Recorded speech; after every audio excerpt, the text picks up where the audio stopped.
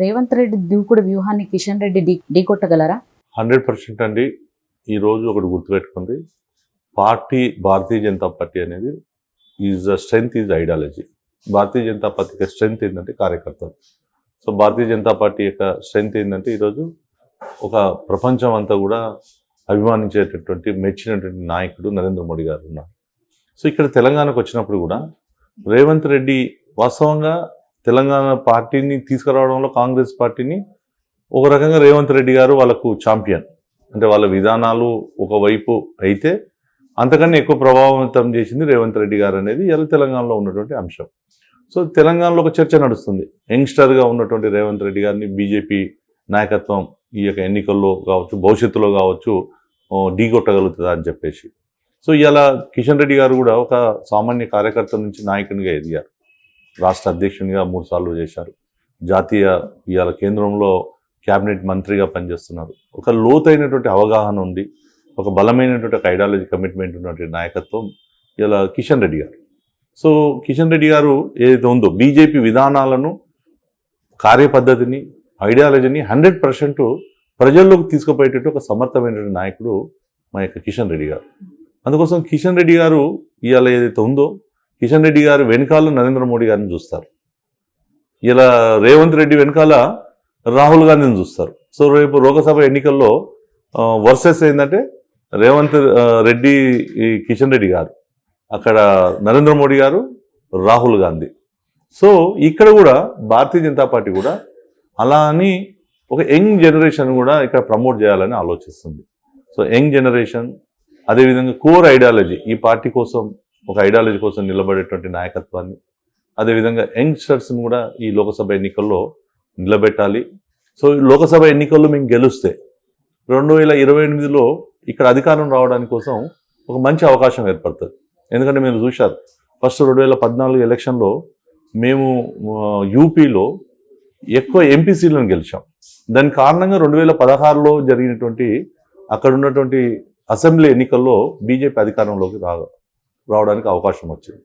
So ఈసారి మోడీ, మా యొక్క అమిత్ షా గారి యొక్క వ్యూహం కూడా, సో రేపు ఎన్నికల్లో ఇక్కడ యంగ్స్టర్స్ బీజేపీ ఎంపీలను ఎక్కువ తెచ్చితే 28 ఎన్నికల్లో అటు సమర్థవంతంగా రేవంత్ రెడ్డి గారిని ఎదుర్కోవచ్చు, కాంగ్రెస్ని ఎదుర్కోవచ్చు అనేది పార్టీ యొక్క వ్యూహం. అందుకోసం యంగ్స్టర్స్ను ప్రమోట్ చేస్తూ ఉంది ఈసారి పార్టీ. అంటే ఎక్కువ యంగ్స్టర్స్ని సపోర్ట్ చేయడం, వాళ్ళు ముందుకు రావాలని చేయడం, ఇలాంటివా సార్? ఎస్, అంటే ఈరోజు మేము మాలాంటి వాళ్ళని కూడా పార్టీ ఒక అవకాశం ఇవ్వాలని చెప్పేసి చూస్తూ ఉంది.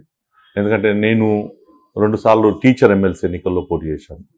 తెలంగాణ ఉద్యమం సమయంలో, ఉద్యమం జరుగుతున్న సందర్భంలో ఆ రోజు బలమైనటువంటి సంఘాలు, టీచర్ సంఘాలన్నీ కూడా సమైక్యవాదం కోసం నిలబడ్డాయి. కానీ ఆ రోజు భారతీయ జనతా పార్టీ ఏదైతే తెలంగాణ వాదం ఈ యొక్క విద్యారంగంలో టీచర్స్లో తీసుకుపోవాలని చెప్పేసి మేము ఆ రోజు గవర్నమెంట్ జాబ్ను వదులుకొని రిజైన్ చేసి నేను 2007 ఎమ్మెల్సీ ఎన్నికల్లో పోటీ చేశాను. సో ఒక తెలంగాణ ఉద్యమంలో పనిచేశాను. అట్లనే 11లో కూడా పనిచేశాను. చాలా తక్కువ ఓట్లతోటి ఓడిపోయాం. ఆ తర్వాత 2018 ఎలక్షన్లో కూడా పార్టీ మరి నాకు అవకాశం ఇచ్చింది. సో మళ్ళీ ఇప్పుడు మొన్న ఒక సోషల్ ఈక్వేషన్స్లో సామాజిక తెలంగాణ అనేటువంటి భారతీయ జనతా పార్టీ ఏదైతే ఒక ప్రజలకు ముందు పెట్టారో, సో దాంట్లో షాద్నగర్ నుంచి మరి ఒక సామాజిక ఈక్వేషన్లో నాకు కాకుండా మా యొక్క మిత్రునికి ఇచ్చినా కూడా, సో పార్టీ నిర్ణయాన్ని మేము దాన్ని అమలుపరిచి, సో అభ్యర్థి కోసం నేను పనిచేయడం జరిగింది. సో అయితే పార్టీ కొన్నిసార్లు ఆలోచన చేస్తూ ఉంది. సో కొన్ని మన జరిగినటువంటి ఎన్నికల్లో మేము 119 ఎన్నికల్లో 21 కోర్ ఐడియాలజీ ఉన్నటువంటి వాళ్ళు పోటీ చేశాం. సో మిగతా వాళ్ళని కొత్త అభ్యర్థులకు అవకాశం ఇచ్చాం. సో దాంట్లో అంటే అది అంత వర్కౌట్ కాలేకపోయింది అనేది ఒక పార్టీలో లేకపోతే క్యాడర్లో ఒక చర్చ జరుగుతూ ఉంది. సో ఇక్కడ తెలంగాణలో నక్సలైట్ల కోసం పోరాటం చేసినట్టు చరిత్ర ఉన్నటువంటి పరిస్థితి భారతీయ జనతా పార్టీకి ఉంది. మతోన్మాదులు ఉన్నటువంటి ఎంఐఎంతో పోరాటం చేసిన చరిత్ర బీజేపీ కార్యకర్తలకు ఉంది, ఏబీపీ కార్యకర్తలకు ఉంది. సో ఇక్కడ ఒక ఐడియాలజికల్ వార్ ఉంది కాబట్టి, సో ఇక్కడ తెలంగాణలో ఏముందంటే ఆలోచన, సో బయట నుంచి వచ్చే వాళ్ళు చాలామంది వస్తున్నారు, పోతున్నారు. అదొక పెద్ద చర్చ ఉంది. విజయశాంతి గారు వస్తే మేము జాతీయ నాయకురాలను చేశాం, వివేక్ వెంకటస్వామికి ఇచ్చాం, రాజగోపాల్ రెడ్డికి ఇచ్చాం. సో అనేక మందిని ఇస్తున్నాం. సో అనేక మంది ఇక్కడ ఉన్నటువంటి సీనియర్లు అందరూ త్యాగం చేసి సో పార్టీ గెలవాలి, ఇక్కడ ఒక ఐడియాలజీ, ఒక పవర్ రావాలి, మోదీ యొక్క పరిపాలనలో సుపరిపాలనలో తెలంగాణ కూడా రావాలి అనేటటువంటి కార్యకర్తలు అందరూ కూడా త్యాగాలు చేశారు. సో ఇప్పుడు పార్టీ కూడా జాతీయ నాయకత్వం ఏం ఆలోచిస్తుందంటే, సో ఇది తెలంగాణలో ఈ యొక్క ప్రయోగం సక్సెస్ కావట్లేదు. సో ఏదైతే ఉందో అంటే ఇక్కడ ఒక ఐడియాలజికల్ ఫైటే ఉంది కాబట్టి పార్టీ క్యాడర్ని నాయకులుగా తయారు చేయాలనేది ఒక వ్యూహంతో ఉంది. సో అట్లా నాలాంటి వాళ్ళని కూడా రేపు మహబూబ్నగర్ పార్లమెంటు, ఇవాళ బీజేపీ మహబూబ్నగర్ పార్లమెంట్ కూడా ఒకప్పుడు మేము గెలిచాం 99లో. ఇదే జితేందర్ రెడ్డి గారు ఆ రోజు భారతీయ జనతా పార్టీ నుంచి గెలిపించాం. సో ఆయన గెలిచిన తర్వాత పార్టీని వదిలాడు, మళ్ళీ 2019లో బీజేపీలోకి వచ్చారు. సో ఇవాళ ఒక చర్చ జరుగుతూ ఉంది. ఈరోజు వాస్తవంగా నేను ఒక కార్యకర్త నుంచి నాయకుడిగా అయినటువంటి మా ఇక షాద్నగర్లో ఇలా జితేందర్ రెడ్డి గారు వాళ్ళ అబ్బాయి కోసం, అంటే వాళ్ళ యొక్క రాజకీయాల కోసం మరి ఒక కార్యకర్త అయినటువంటి నాకు అన్యాయం చేసినటువంటి పరిస్థితి కనిపించింది. ఇవాళ క్యాడర్లో అదే చర్చ జరుగుతూ ఉంది.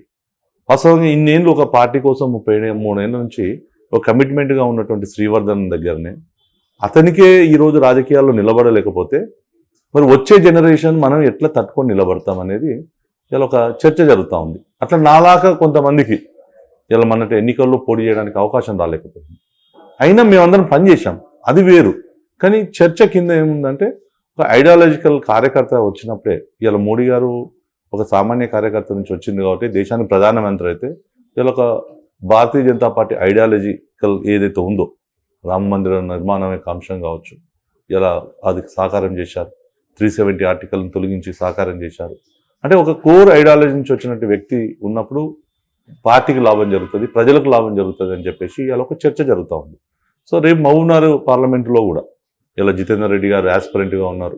డికే అరుణ గారు గత ఎన్నికల్లో పోటీ చేశారు, వారు మాజీ మంత్రి వర్యులు. సో మేమందరం కూడా ఆమె కోసం ఎన్నికల్లో కష్టపడ్డాం, గెలుపు కోసం కష్టపడ్డాం. సో గెలవలేకపోయాం. అయినా మేమందరం కూడా ఏదైతే ఉందో అంటే కొత్త వాళ్ళు వచ్చినా మేము ఆదరించి ఆ యొక్క కష్టం చేస్తూ ఉన్నాం. అట్ ద సేమ్ టైం మరి మాలాంటి వాళ్ళని కూడా ఇలా కొత్తగా వచ్చినటువంటి నాయకత్వం కూడా, అంటే కొత్తగా పార్టీలోకి వచ్చే వాళ్ళు కూడా కోర్ బీజేపీ ఉండే వాళ్ళ యొక్క గెలుపు కోసం కావచ్చు, ఎదుగుదల కోసం కావచ్చు, వాళ్ళు కూడా పనిచేయాలని ఇలా కార్యకర్తలు కోరుకుంటున్నారు, ప్రజలు కూడా కోరుకుంటా ఉన్నారు.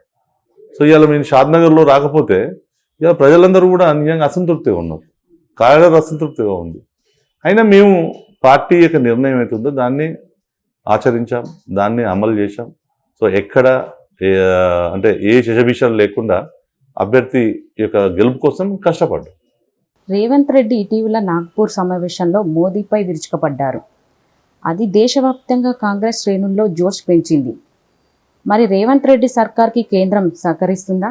సో రేవంత్ రెడ్డి అంటే ఎవరు? కాంగ్రెస్ యొక్క పార్టీ వాయిసే ఆయన.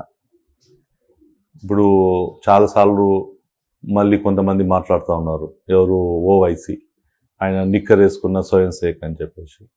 సో నిక్కర్ వేసుకున్న స్వయం సేక్ అనేది ఏం కాదు.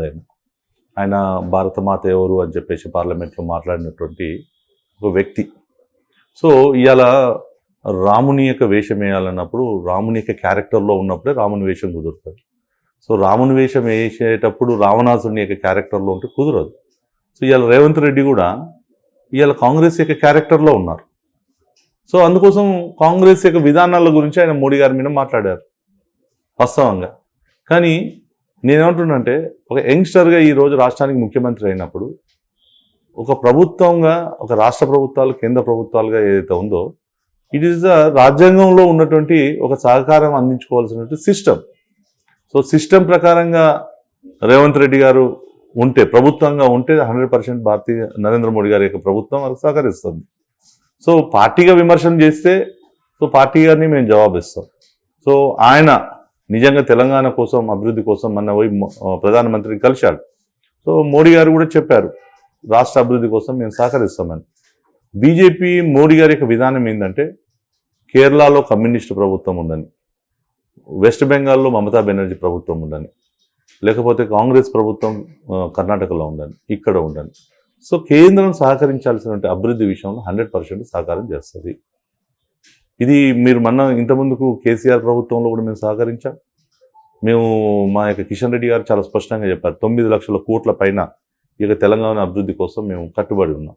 2500 కిలోమీటర్ల జాతీయ రహదారి గత 60 ఏళ్ళలో ఉంటే గత 10 ఏళ్లలో 2500 కిలోమీటర్ల పైన మేము ఇక్కడ అభివృద్ధి కోసం మేము పెట్టాం. సో రాహుల్ గాంధీ ఏదైతే ఆలోచన ఉందో, రేవంత్ రెడ్డి గారు ఏదైతే మాట్లాడారో, ఇది రాజకీయమైనటువంటి విమర్శ చేయొచ్చు. కానీ ఒకటి మాత్రం మేము ఏం చెప్తా ఉన్నాం అంటే, ఈ రాష్ట్ర అభివృద్ధి కోసం పనిచేస్తే మంచిది కలిసి. లేదు అనుకుంటే రాష్ట్ర ప్రజలకు నష్టం జరుగుతుంది. గతంలో బీఆర్ఎస్ పార్టీ చేసింది అది తప్పు. కేంద్రం యొక్క అనేక పథకాలను ఇక్కడ ప్రజలకు అందించలేదు. ఇలా వికసిత్ భారత్ పేరుతోటి, యాత్ర పేరుతోటి నరేంద్ర మోడీ గారు దేశవ్యాప్తంగా లబ్ధిదారులకు ఈ యొక్క చేకూరాలి, వాళ్ళందరికీ కూడా ఈ యొక్క ఫలాలు అందాలని చెప్పేసి మోడీ గారి యొక్క తాపత్రయం ఏదైతే ఉందో, అంత్యోదయ ఏదైతే వెనుకబడినటువంటి అత్యంత వెనుకబడిన వర్గాలను అభివృద్ధి చేయాలనేది మోడీ గారి ఆలోచన. సో దాని ప్రకారంగా ఈ ప్రభుత్వం ఆలోచన చేస్తే ఈ యొక్క అభివృద్ధి అనేది వేగవంతమవుతుంది. అందుకొరకు మేము డబుల్ ఇంజన్ సర్కార్ అనేది ఎందుకు చెప్తా ఉన్నాం అంటే, కేంద్రం యొక్క పథకాలు, సంక్షేమ పథకాలు, రాష్ట్రం యొక్క సంక్షేమ పథకాలు రెండు కలిసినప్పుడు ఆ ప్రాంతంలో నుండి, ఆ రాష్ట్రంలో నుండి ప్రజలకు లాభం జరుగుతుంది, అభివృద్ధి జరుగుతుంది, పేదరికం నుంచి బయటికి వస్తారు. సో అందరూ కూడా ఒక యువతకు ఒక ఉపాధి అవకాశాలు వస్తాయి. పేదలకు ఎవరైతే గూడు నీడు లేనటువంటి వాళ్ళందరికీ కూడా ఒక అవకాశాలు పెరుగుతుందని చెప్పేసి మా యొక్క డబుల్ ఇంజన్ సర్కార్ యొక్క విధానం.